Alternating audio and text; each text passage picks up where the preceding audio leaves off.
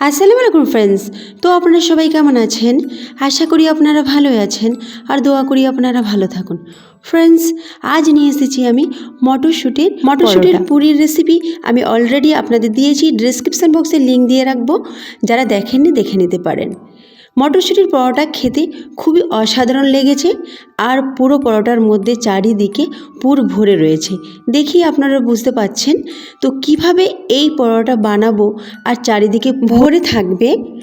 পরোটা বেলার সময় না পুর বেরোবে না পরোটা ফাটবে। এর জন্য কিছু টিপস রয়েছে আর ট্রিক্স রয়েছে যেগুলো ফলো করতে হবে। তার জন্য ভিডিওটি প্রথম থেকে শেষ পর্যন্ত দেখবেন, তা নাহলে অনেক কিছু মিস করবেন। চলুন শুরু করি। বিসমিল্লাহির রহমানির রহিম। এখানে 1 কাপ আর হাফ কাপ আমি ময়দা নিলাম, প্রায় 350 গ্রামের মতো ময়দা।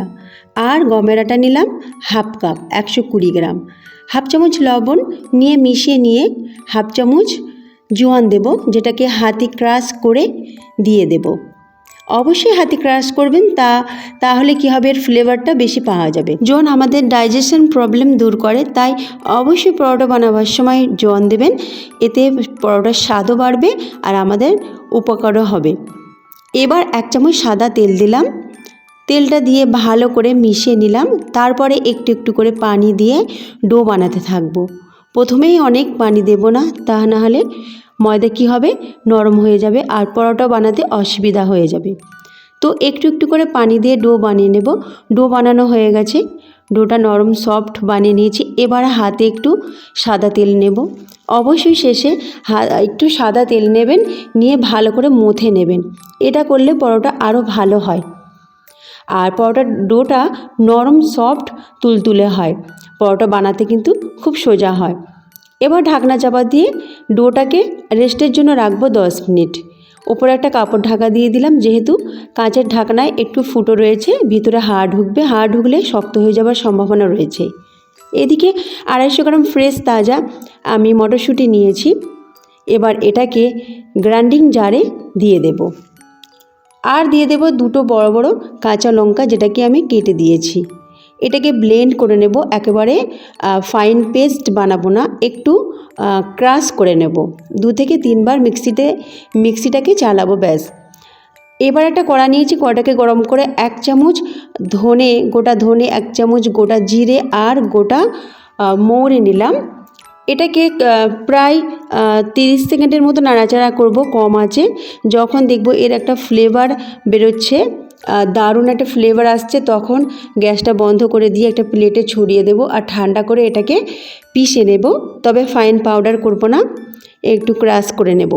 এদিকে একটা প্যান বসিয়েছি, প্যানেতে সাদা তেল দিলাম 2 টেবিল চামচের মতো। তাতে হাফ চামচ আদা বাটা দিয়ে 1 মিনিট মতো নাড়াচাড়া করে নেব।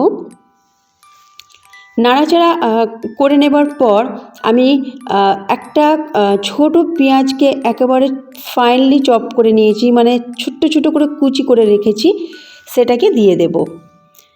সেটা দেবার পর আরও 1 মিনিট আমি এটাকে নাড়াচাড়া করব।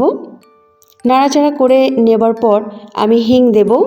হিং দিলে পরোটার স্বাদ আরও অনেকটা বেড়ে যায়, আর হিংও আমাদের ডাইজেশন প্রবলেমকে দূর করে।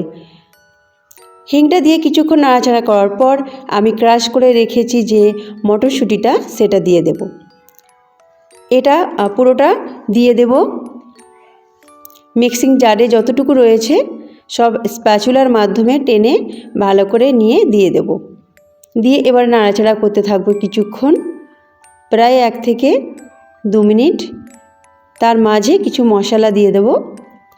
হাফ চামচ হলুদ গুঁড়ো, হাফ চামচ লঙ্কা গুঁড়ো দিয়ে দিলাম, আর ক্রাশ করে রাখা সেই মশলাটা দিয়ে দিলাম। লবণ দিলাম হাফ চামচ। এবারে কিছুক্ষণ নাড়াচাড়া করব। পুরো মশলাটাকে ভালো করে মটরশুঁটির সঙ্গে মিশিয়ে দেব। খুন্তির মাধ্যমে একটু কুড়ে কুড়ে নেব, যেহেতু এটা পেস্ট করা জিনিস, তো এটা কড়াতে জড়িয়ে যাচ্ছে। 2 থেকে 3 মিনিট এটাকে ঢাকনা চাপা দিয়ে একটু সিদ্ধ করে নেব।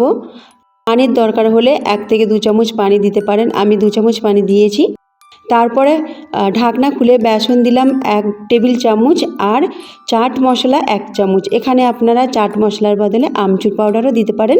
এর স্বাদটা কিন্তু অনেকটা বেড়ে যাবে যদি দিয়ে থাকেন। চাট মশলা বা আমচুর পাউডার যে কোনো একটা দেবেন। এবার স্প্যাচুলার মাধ্যমে ভালো করে আমি এটাকে ম্যাশ করে নিচ্ছি। তারপরে গ্যাসটা বন্ধ করে এক সাইডে সরিয়ে রাখলাম। এদিকে মেখে নেওয়া ময়দাটা দেখে নেব, নরম সফট হয়ে গেছে। এবার এটা থেকে লেচি কেটে নেব।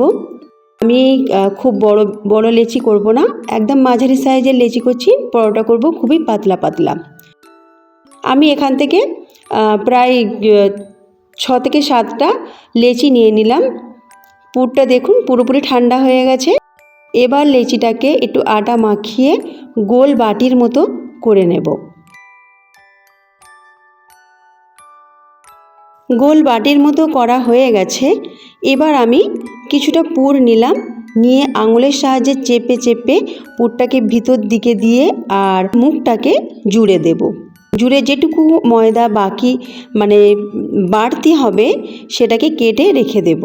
এতে কী হবে, পরোটা আরও পাতলা হবে। সবগুলো হয়ে গেছে, প্লেটে আমি তুলে নিলাম। এবার এটাকে বেলবো না, প্রথমে আমি আঙুল দিয়ে এইভাবে আস্তে আস্তে প্রেস করব। এইভাবে আস্তে আস্তে প্রেস করতে করতে পরোটাকে আমি কিছুটা বাড়িয়ে নেব। এরকম করলে পুরো পুরটা চারিদিকে ছড়িয়ে যাবে, আর বেলার সময় পুরো বেরোবে না, আর পরোটাও ফেটে যাবে না। তো অবশ্যই টিপসগুলো আপনারা ফলো করবেন। পরোটা বেলা হয়ে গেছে আমার, এবার ভেজে নেবার পালা।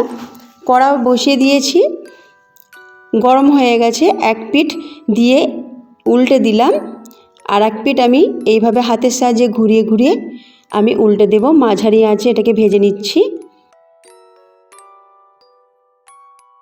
এবার আমি দেব সাদা তেল। সাদা তেল দিয়ে মচমচে করে খাস্তা করে ভেজে তুলে নেব।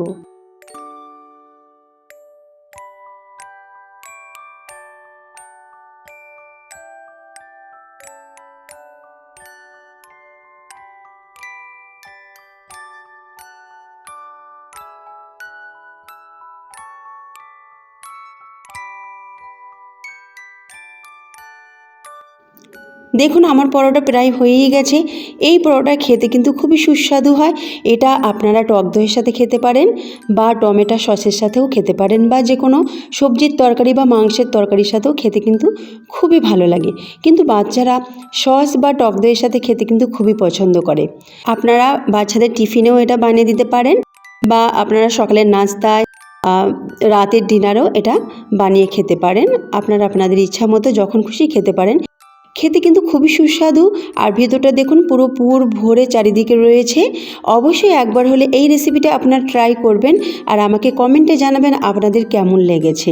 আর যারা নতুন রয়েছেন সাবস্ক্রাইব করে পাশে থাকা বেল আইকনটি ক্লিক করবেন সবার আগে নতুন রেসিপিটি পাওয়ার জন্য, আর একটা লাইক অবশ্যই করবেন। আল্লাহ হাফেজ।